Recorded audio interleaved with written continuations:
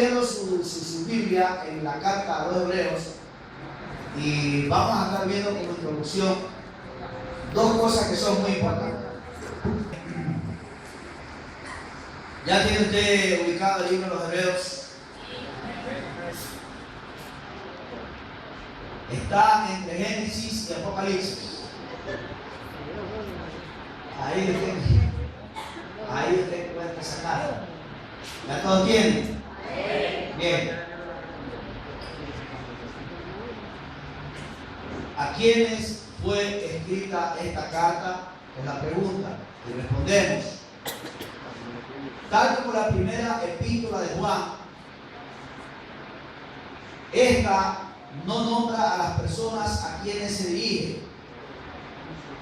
Por su estilo, es indudablemente que fue escrita a los judíos, ya que se trata de la relación de Cristo para con el sacerdocio levítico y los sacrificios del templo.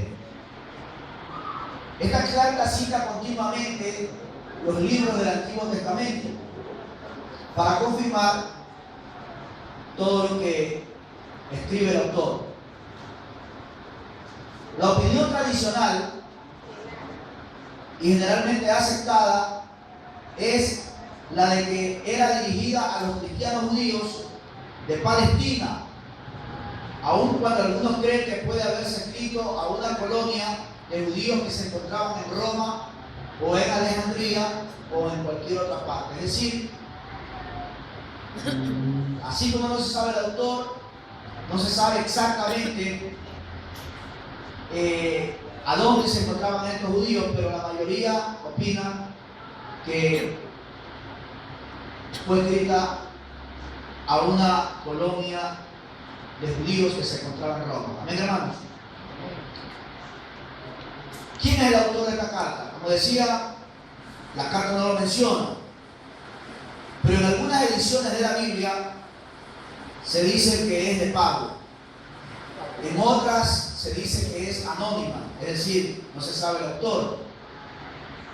Por cuanto en los manuscritos más antiguos, descubiertos después de hacerse las traducciones primeras, no aparece el nombre del autor.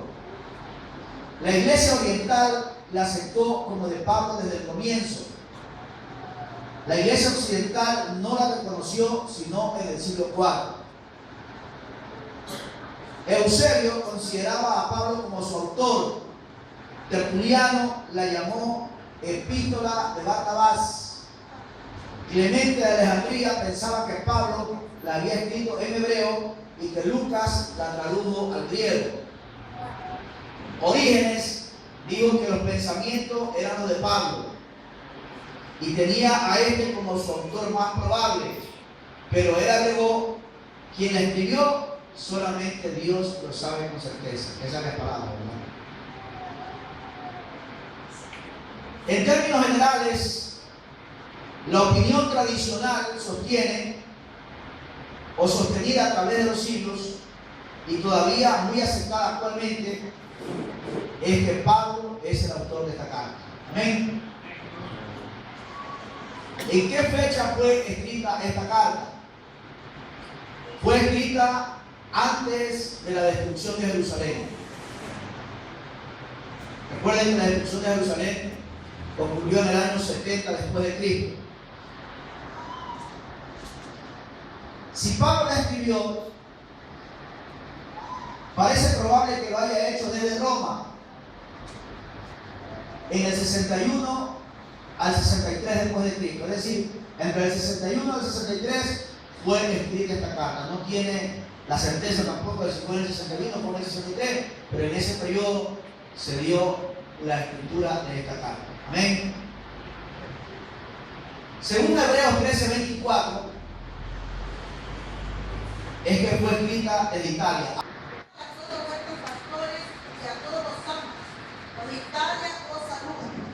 Por esa palabra, los de Italia os saludan. Creen muchos que esta carta fue escrita desde Italia. ¿Amén, hermanos?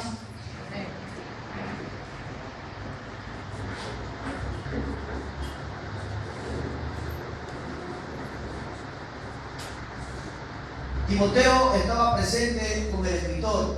Eso lo podemos ver en Hebreos 13:23. ¿Alguien que lea eso, por favor?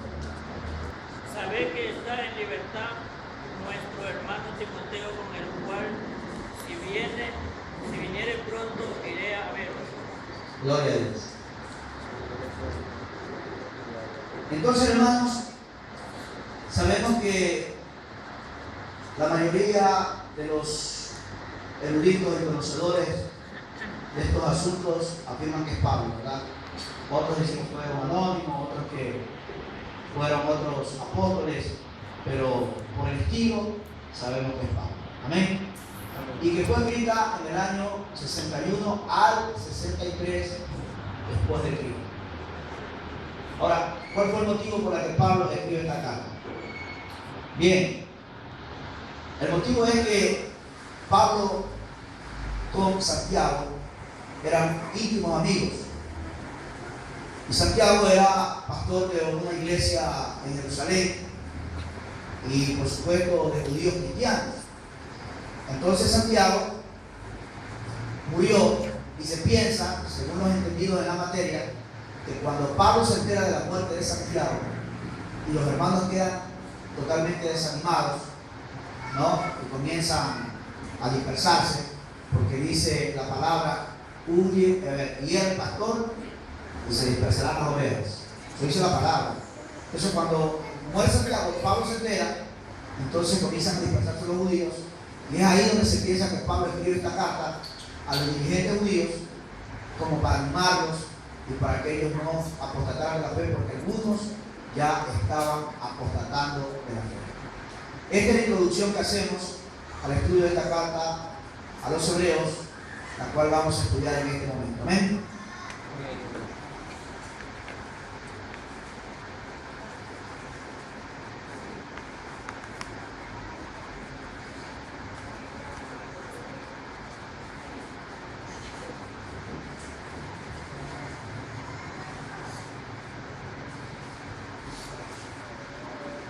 Esta carta, como ustedes saben, tiene 13 capítulos.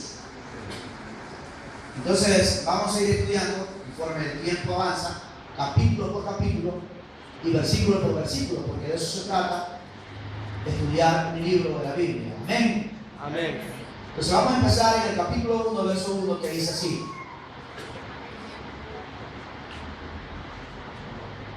Dios, habiendo hablado muchas veces y de muchas maneras en otro tiempo a los padres por los profetas, en estos postreros días nos ha hablado por el Hijo, a quien constituyó heredero de todo y por quien asimismo hizo el universo, el cual, siendo el resplandor de su gloria y la imagen misma de su sustancia, y quien sustenta todas las cosas con la palabra de su poder, habiendo efectuado la purificación de nuestros pecados por medio de sí mismo, se sentó a la diestra de la majestad en las alturas, hecho tanto superior a los ángeles, cuando heredó más excelente nombre que ellos.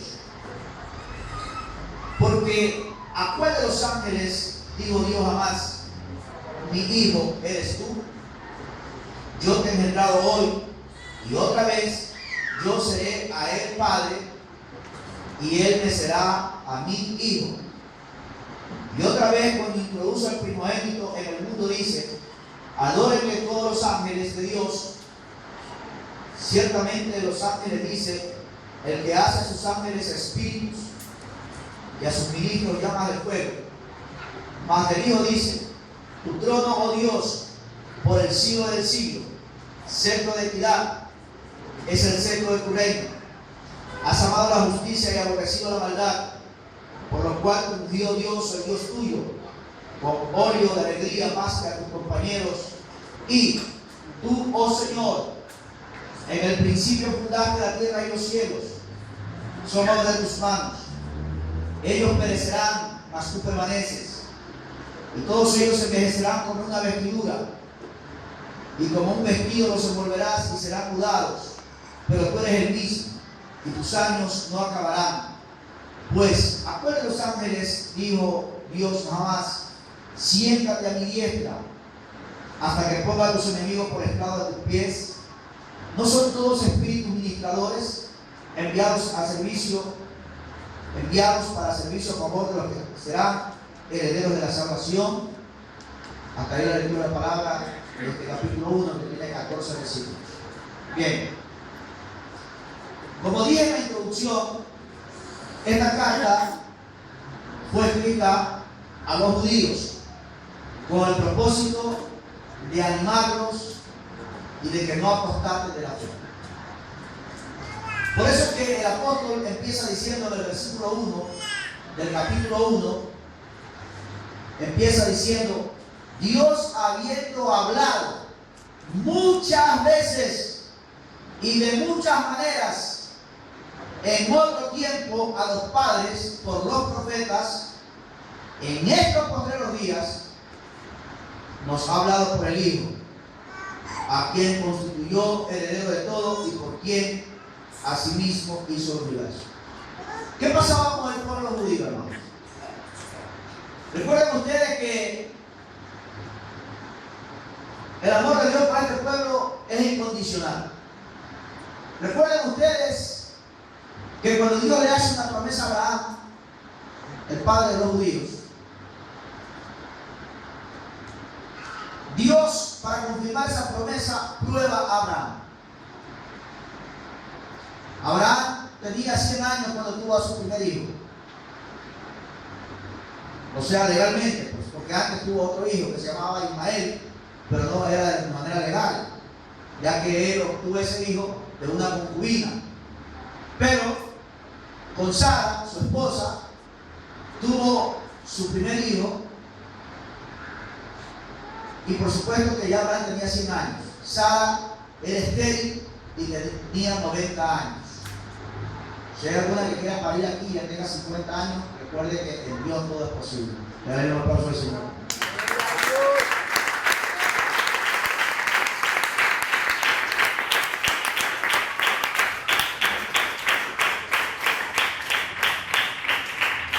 Hay mujeres que ya a los 50 le da deseo de parir. No sé si ustedes se ven. Si hay mujeres y anhelan tener un hijo, pídaselo a Dios. Él es efectivo, no falla. Hermana Quille, ya aquí en esta iglesia salió embarazada, es decir, viniendo y congregándose en esta iglesia, ¿verdad? Eso es un milagro. Perdón, pidiéndole, pero el Señor le contestó en ningún otro lugar, sino aquí le contestó. Le daré un aplauso al Señor.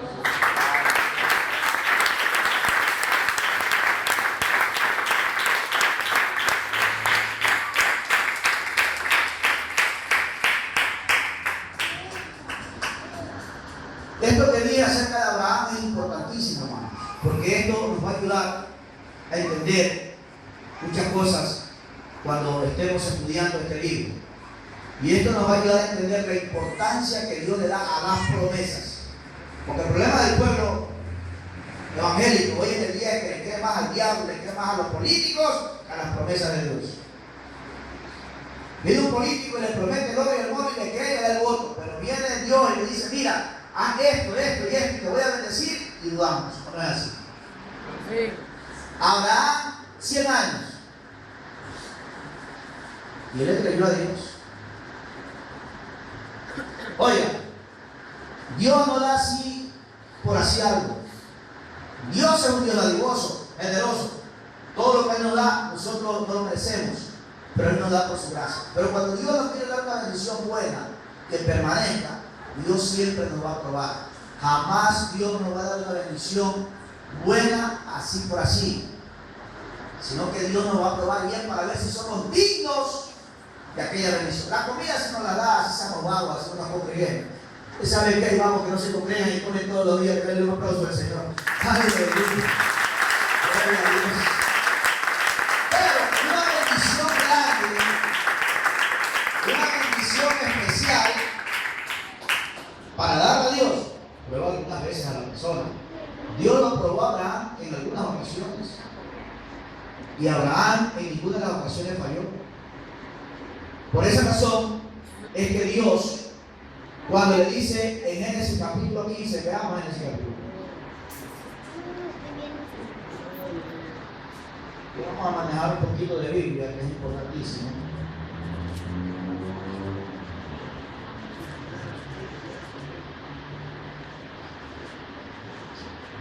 Verso 1, rápidamente.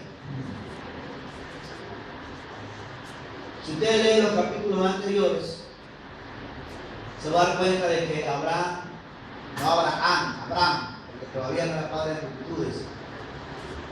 Abraham liberta al Lot, hace cosas extraordinarias.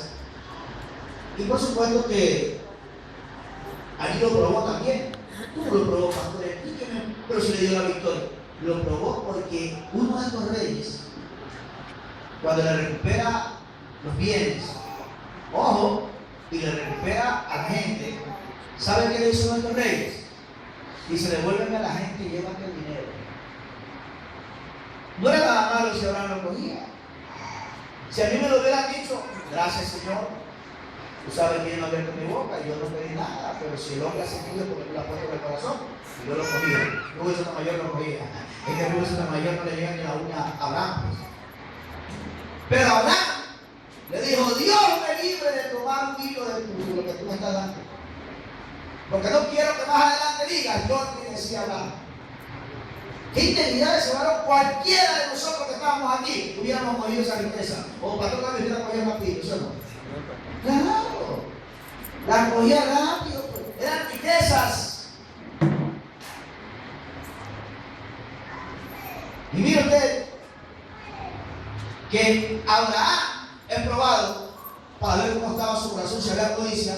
Y él le dice, Dios me libre. Yo no quiero que vaya adelante, vaya allí. Yo le ese hombre. Yo quiero que me diga. Yo a ese hombre le estaba dando dinero, no me cogió. Yo le dije el día, Dios lo ha bendecido. Eso quiero que tú hagas. Regálale un aplauso al Señor. Claro, esa es la bendición. La bendición de Dios, cuando Dios la da, no hay algo que la quita. Porque cuando Dios te la da porque te la mereces. Entonces Dios es justo y te da esa bendición. ¿De qué manera otra lo probó? No viene a leer el tiempo. Y si usted lee aquí, le voy a leer, dice. Entonces Melquisedec, rey de Salem y sacerdote del Dios Altísimo, sacó pan de Dios. Estoy en el versículo 14 porque estábamos viendo el contexto. En 14 y 18. Entonces Melquisedec, rey de Salem y sacerdote del Dios Altísimo, sacó pan y vino y le bendijo diciendo: bendito sea Abraham, el Dios Altísimo, creador de los cielos y de la tierra. Miren, él lo salió a recibir y le dijo eso. En el espíritu ya sabía que Abraham era de Dios. Y bendito sea el Dios Altísimo que entregó pues el Dios en tu mano.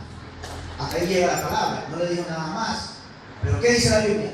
Y le dio a Abraham los diezmos de ciertas cosas. De todo. Repítalo, no escucho. De todo. ¡De todo! ¡Cuidado con robarle a Dios! Le da un aplauso al Señor. ¡Cuidado de todo!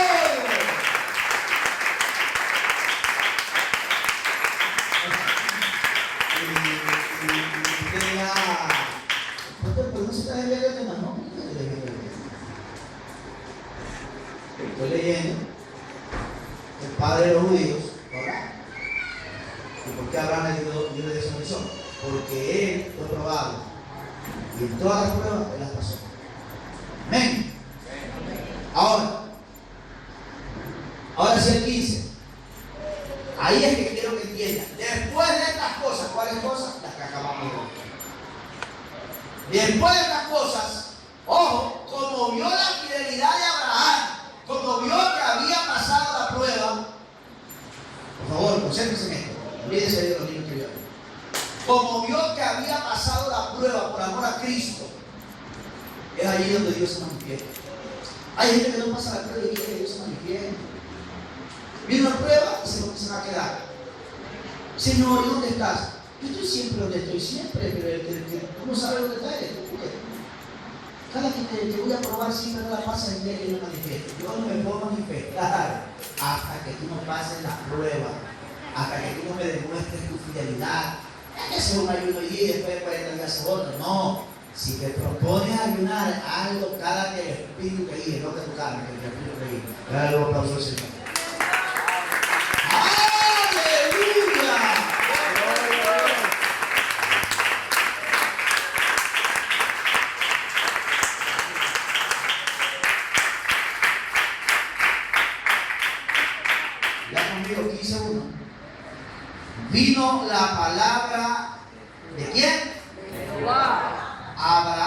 en visión diciendo, vieron que como él ve que cumple Abraham, que es probado y pasa la prueba, viene Dios y se le revela, no temas, Abraham, yo soy tu escudo.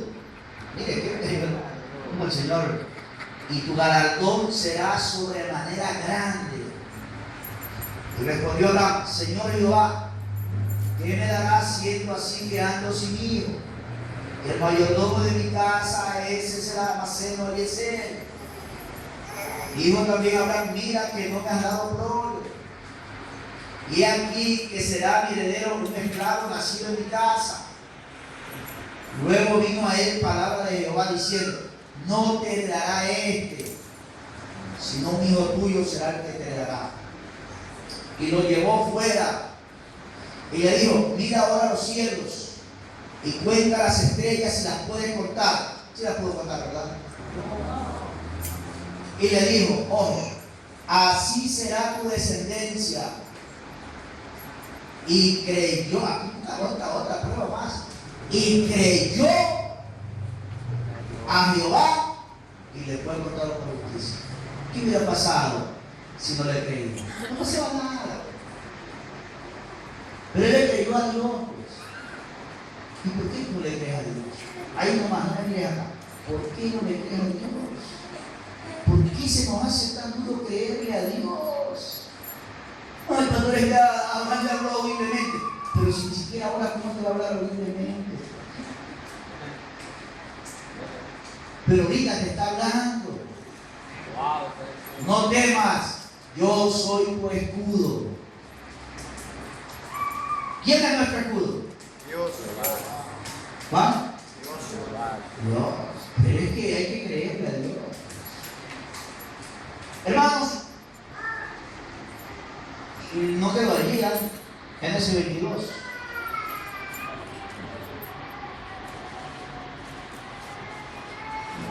¿Todos tienen? Aquí suceden otras cosas. Y mira cómo repite el Espíritu Santo lo mismo. Después, verso 1. Y aconteció que después de estas cosas, ¿qué dice? Probó Dios a Abraham. ¿Qué cosa? Probó Dios a Abraham. Probó. Miren que no es invento mío. Dios para darte algo bueno, cuando te va a dar algo sencillo, ahí sí, no te prueba nada. Pero cuando te va a dar un misterio, cuando te va a dar algo, pero que de verdad vale, te probará hasta ver si eres digno, si eres fiel, si realmente lo mereces. Pero si te va a dar una hija que esté sentada en una banca repartiendo tratados, que no es malo, cuidado. El Señor no lo va a probar mucho. Por eso algunos dicen, no me pasa nada, todo me sale bien. Claro, es que tú tienes el misterio de la banca. Decíamos en Meraleña cuando invité a predicar una vez a una iglesia, decía, aquí hay muchos hermanos banqueros. Le dimos un aplauso al Señor.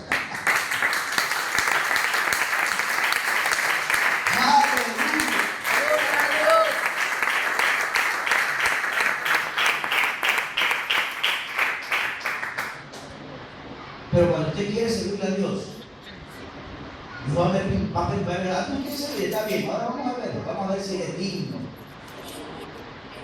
Entonces la primera que viene, el pack se queda. Una cosita, ya no quiere avanzar. No, pues, hijo lo siento. Sigan más en la iglesia. Igual no se va a salvar, pero sigan. Entonces, el Señor quiere gente que cuando lo pruebe, pase la prueba. Gloria a Dios. Que probó Dios a Abraham, le dijo, Abraham, que respondió, heme aquí, ya le había dado el hijo. Toma ahora tu hijo, tu único, Isaac, a quien amas, no a quien quieres. Oye, yo sí quiero a mi hijo. Amas. Y vete a tierra de Moria y ofrece allí por los pastos sobre una monte de Betel. ¿Qué pasó? ¿Obedeció Abraham o no obedeció? Se obedeció, ¿verdad? Hermanos, entonces, esa es la razón por la cual Dios escoge a este varón para que sea el fundador de la raza judía. Ahora bien, una vez que se funda la raza judía y existe la raza judía, volvemos a Hebreos capítulo 1, verso 1. Dios jura por sí mismo que su descendencia, es decir, la descendencia de Abraham, siempre permanecerían delante de la presencia del Señor. En otras palabras, a pesar de que los judíos en el Antiguo Testamento desobedecieron a Dios, murmuraron varias veces contra Dios, sin embargo Dios tuvo misericordia del remanente fiel. ¿Por amor a quién? Abraham. A Abraham. Bueno, te dirá, ¿dónde está la carta de los hebreos? Ya vamos, estamos viendo esto.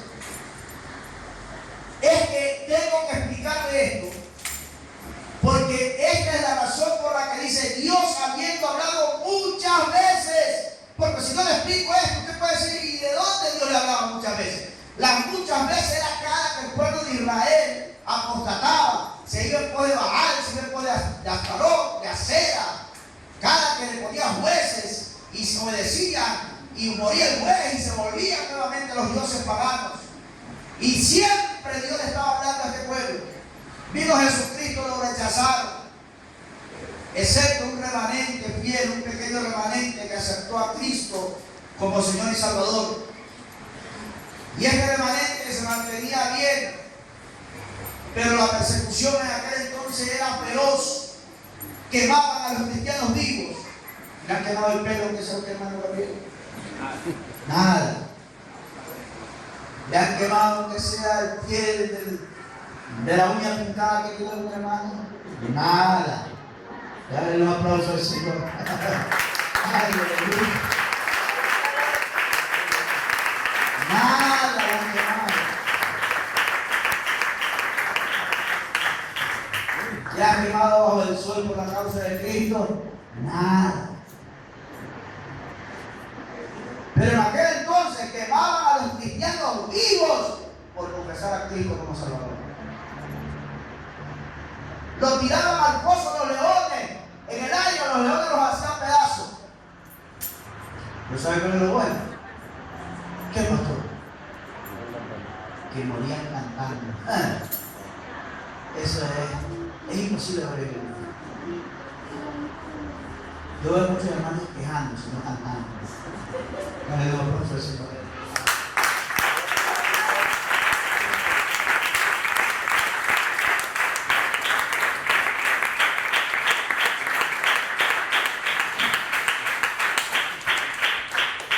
Morían cantando.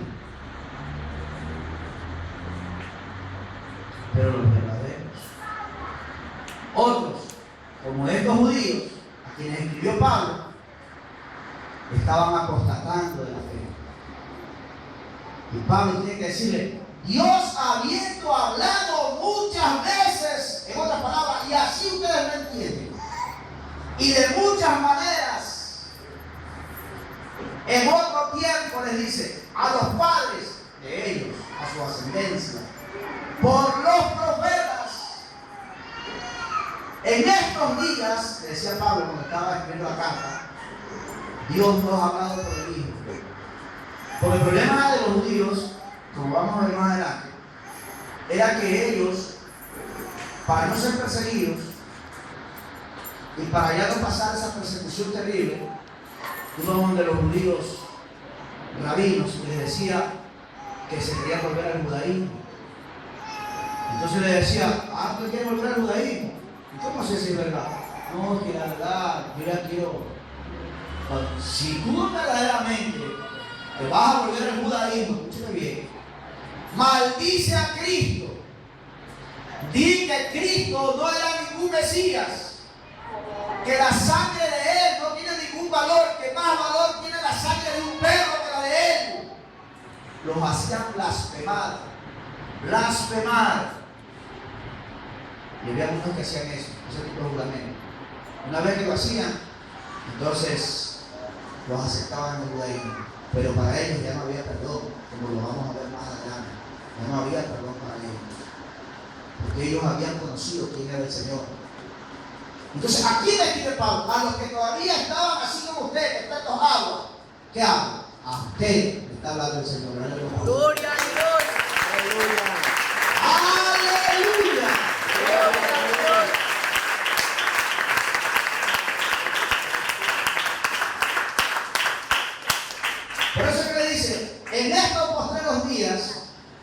Nos ha hablado por el Hijo, a quien constituyó heredero de todo, porque no pensaban que él era el Mesías, estaban dudando. Y por quien así mismo hizo el universo. O sea, le estaba diciendo, Él es Dios. Él lo constituyó heredero de todo. Y por medio de Él hizo el universo. Verso 3. El cual siendo el resplandor de su gloria y la imagen misma de su sustancia, es decir, el resplandor, el que me ha visto a mí ha visto al Padre. ¿Se ha leído ese pasaje de la Biblia? Uno de los discípulos le dijo al Señor, Señor, muéstranos el Padre y nos basta. Dijo, tanto tiempo que ando con ustedes y aún no conocen al Padre. ¿Acaso no saben ustedes que el que me ha visto a mí ha visto al Padre? Porque es una declaración fenomenal. ¿O no crees que yo, ni siquiera dice gramaticalmente, siempre uno se pone en segunda persona? Pero dice, ¿o no crees que yo soy en el Padre y el Padre en mí? Qué tremenda declaración. Entonces, Él era el resplandor de su gloria. Pero advierte el autor y dice, para que no quede duda, el cual siendo el resplandor de su gloria y la imagen misma de su sustancia. O sea, la imagen misma significa Dios hecho hombre. Regálame un aplauso al Señor.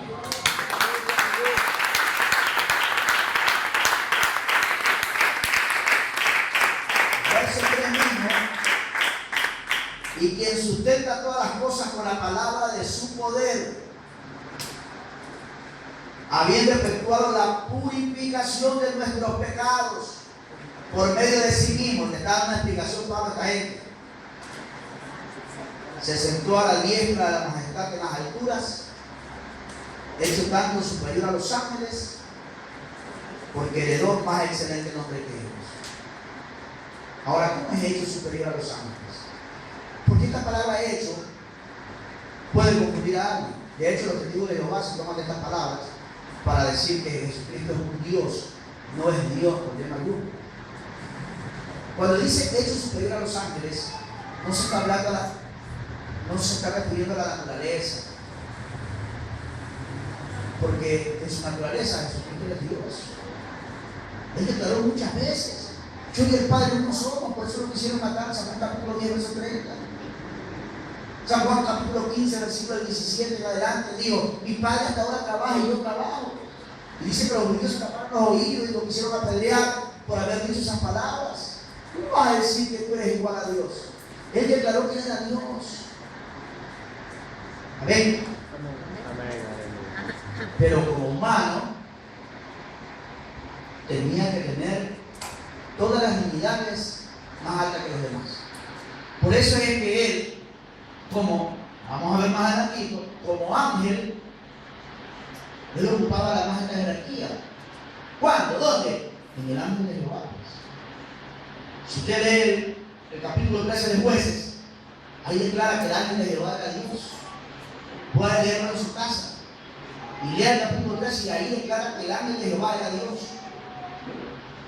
Dentro de los muertos, Jesucristo ocupaba la primogenitura, pues, porque es verdad que muchos resucitaron cuando él estaba en su ministerio, pero volvían a morir, pues. Y el único que ha resucitado y no ha muerto jamás se llama Jesucristo. Por eso él es el primogénito entre los muertos. Como hombre, él es el primero, porque él dice que él es el postrer Adán. Y no es el Adán que vino y le hizo morir a la raza humana, es el Adán vivificante, el que vivifica, el que le da vida a los seres humanos. Entonces, en todas las dignidades, él ocupa el primer lugar. Eso es lo que dice Colosenses, que los testigos de Jehová se confunden cuando leen Colosenses 1:15. Vamos a leer por aquí.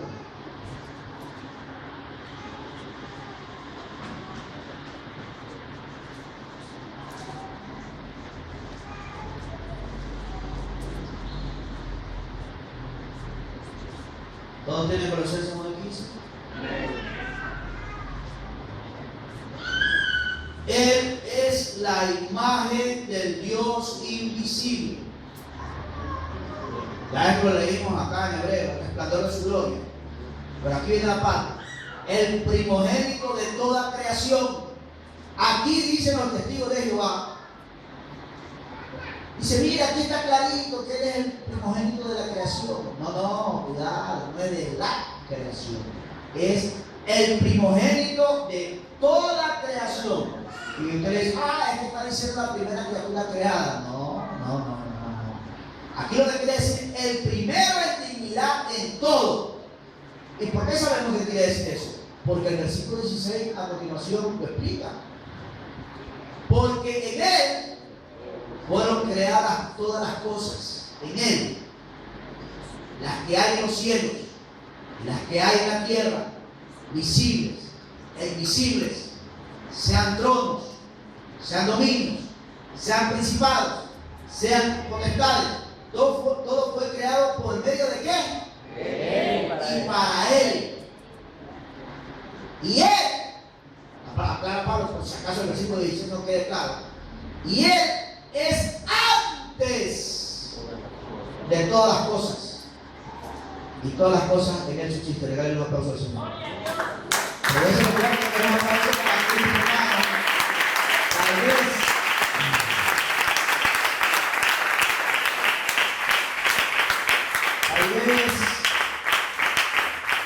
Tal vez no me emocione, pero lo que sí le digo es que le va a abrir el entendimiento. Él es antes de todas las cosas. En Salmo capítulo 17, Jesús comienza a orar y dice, Padre, glorifícame con esa gloria que tuve antes de que el mundo fuese. Y está clarito. Solo los que tienen el espíritu del diablo no pueden darse cuenta que Jesucristo es Dios. Dale un aplauso al Señor.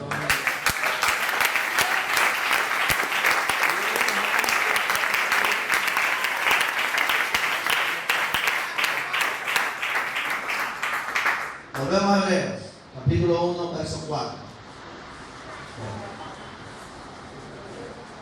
Por eso dice, hecho tanto superior a los ángeles.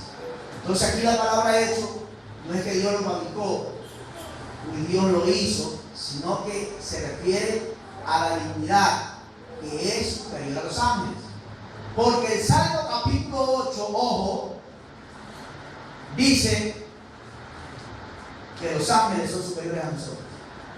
¿Leer el Salmo 8? Dice que, ¿qué es el hombre? Dice David, en una ocasión cuando estaba triste y se pone a recordar todo lo bueno que es Dios. Por eso le recomiendo que cuando esté triste, esté afligido, esté alcohólico, si cree que nadie lo quiere, lea el Salmo 8. Gloria a Dios. ¡Aleluya!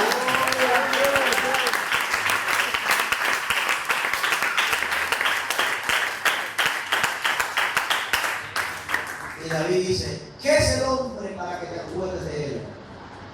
Para que tengas de él memoria. Y ahí dice, lo hiciste es un poco menor que los ángeles. A nosotros. Pero Jesucristo dice, hecho superior a los ángeles. Regale un aplauso al Señor. ¡Aleluya! Superior a los ángeles.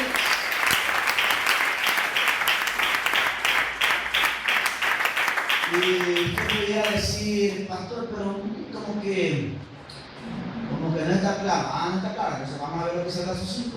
Por aquí lo aclara más.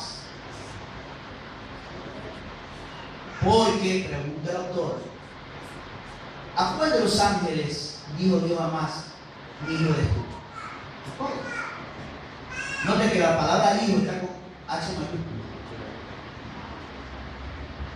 Por eso es que usted va a encontrar en la Biblia que siempre, cuando se refiere hijo de hombre, está con H mayúscula. Porque hijo de hombre es un título de la deidad del Mesías.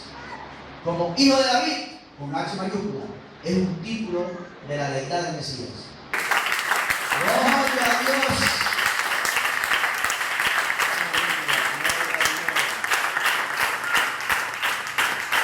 Entonces, pregunta el autor, ¿por cuál de los ángeles dijo Dios jamás, mi hijo eres tú? Aquí la palabra, yo te he engendrado hoy. Aquí la palabra, yo te he engendrado, que también los testigos de Jujutro, aquí esa, no quiere decir que el Señor fue creado. Aquí la palabra engendrado significa yo te di todas las potestades como hombre para que tú puedas vencer. En otras palabras, Cristo vino a cumplir una misión. Pero él no vino, bueno, yo soy Dios, él oraba, se amanecía orando. Escuchen bien, usted que se amanece viendo televisión, él se amanecía orando. Se amanecía orando. ¿Y por qué? Él podía decir yo soy Dios, él era Dios. Pero él como hombre dependía del Dios del Padre. ¿Y qué hace el Padre? Lo respaldaba. ¿Se acuerdan cuando oró por Lázaro? Dijo, Padre, no oro para que tú hagas esa obra, porque toda potestad te has dado en los cielos y en la tierra, sino que oro es para que la gente crea que tú me enviaste. Yo le doy un aplauso al Señor. Aleluya. Por eso oro, para que la gente crea que tú me enviaste.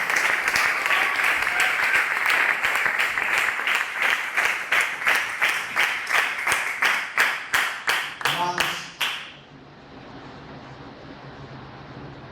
y noten lo que dice en el verso 5, la parte que dice, yo seré a él. ¿Sí ve que la él tiene una tilde ahí? Amén. ¿Por qué tiene esa tilde? Porque aquí se trata de un pronombre personal. Hay pronombres demostrativos y pronombres personales. Este es un pronombre personal y por eso la E tiene una tilde, porque se está refiriendo a quién, a Jesucristo. Por eso es que no dice directamente yo seré el Padre. El Padre significa, bueno, yo soy el Padre. Yo seré a él. Esa A dice yo haré a él las funciones de Padre. Y por eso aclara, y él, otra vez la tilde, me será a mi hijo. No dice, y él me será mi hijo. No, a mí. Él hará las funciones de hijo. ¿Y por qué esto? Porque Dios existe en tres personas. Y los tres son Dios. ¿Hay tres dioses? No, hay un solo Dios. Que existe en tres personas. El Padre, el Hijo y el Espíritu Santo. Ninguno es más, ninguno es menos. Pero dentro del plan de Dios, Él hacía las funciones de hijo para poder morir en la cruz. Y la primera persona hace las funciones del Padre. Pero en realidad, Él es el mismo Dios. Por eso es que dijo, oísteis que fue dicho, ojo por ojo, diente por diente. ¿Quién dio esa ley? Dios. Y la Biblia dice que el que violaba la ley tenía que morir irremisiblemente, porque nadie podía violar la ley. Pero Él dice, oíste que fue dicho, ojo por ojo, diente por diente, pero yo os digo, ama a tu enemigo, bendice al que te maldice. En otras palabras, esa ley dice eso, pero yo digo que existe esta ley que se llama la ley de Cristo. La ley de Cristo. Ama a tu enemigo, bendice al que te maldice, ora por el que te persigue, por el que te encaja, ora por el aplauso del Señor.